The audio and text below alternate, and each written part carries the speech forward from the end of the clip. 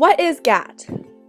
GATT was an agreement among 23 countries known as the contracting parties.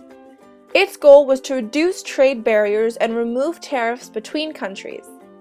Now, let's take a trip back in time to the year of 1945, shortly after the end of World War II. After World War II, many countries were in an economic crisis and turned to raising trade barriers through the roof in order to protect themselves while attempting to rebuild. GATT rose out alongside the Bretton Woods institutions, now known as the World Bank and International Monetary Fund. The contracting parties on GATT came together, wanting to give a boost to trade liberalization and correct the legacies passed on by earlier protectionist methods.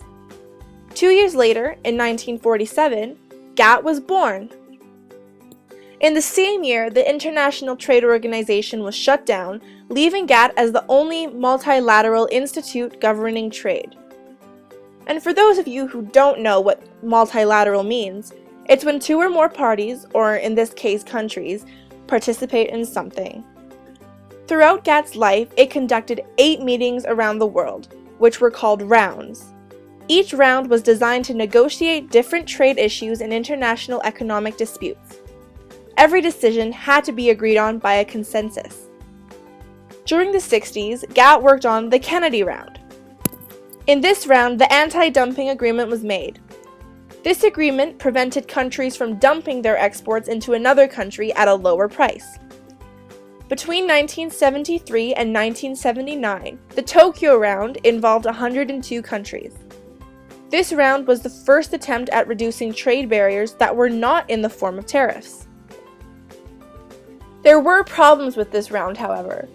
First of all, many issues regarding farm trade were not resolved. Secondly, many agreements were not met, as not everyone in GATT agreed.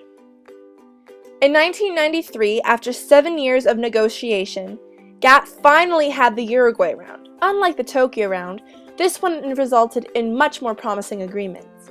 An agreement among 117 countries to reduce trade barriers and create more world trade rules was established.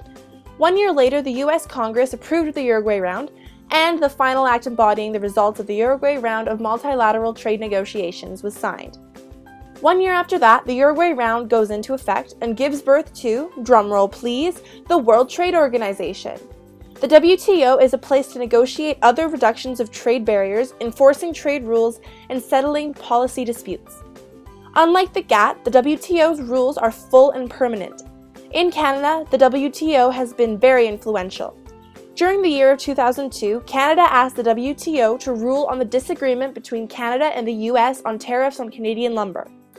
A panel of 3 WTO officials heard the arguments of both sides and, in 2006, ruled in favor of Canada. They got rid of tariffs on Canadian lumber and forced the US to repay 80% of the more than $5 million it had collected from Canada. GATT and the WTO have had major positive impacts on the development of the global economic community. Many benefited from the development of global trade. Consumers got things for cheaper as well as a more diverse supply of goods. Producers found new markets and employment. It promoted and secured liberalization on trade for 47 years. And trade barriers and tariffs continued to be brought down. Now, like all things that have a good side, the WTO and GATT also have negative aspects to them.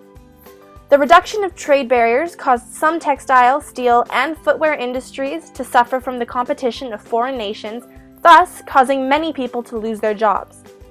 As some countries cut costs in order to get a better price advantage, many companies start paying their workers lower wages, bad working conditions, and even child labor. In countries where the main export comes from farms, the loss of barriers has a major impact on the environment. Since trade is easier and less expensive, there is a higher demand, meaning more factories and farms, ergo, more pollution due to pesticides. How is this an example of economic globalization, you ask? Easy. Each negotiation round completed by GATT and the WTO resulted in the reduction of trade barriers or the decrease of tariffs on products. These changes allowed more trade to take place between nations, which in turn allowed for the expansion of economic relations and markets as well as free trade. Now, Let's take a break from looking in the past and start looking in the present. During this year, trade is expected to be weaker due to the certain economies dealing with the debt crisis. According to the WTO, this will recover only slightly in 2014. Global trade is believed to grow 3.3% this year, which is 1.2% less than what was expected. However, this is a small improvement to last year's global trade, as economies were still trying to recover from the Japanese earthquake disaster and the nuclear crisis. Pascal Lamy, the WTO's Director General, stated, "The final trade numbers for 2012 are quite sobering, meaning exports from developed countries increased by 1%, while developing countries' exports grew 3.3%. He also stated that the rise of the debt crisis in the middle of the year proved that the decline of global trade is coming quicker than anticipated. Economic globalization is the increase of interdependence between national economies through trade and the expansion of markets.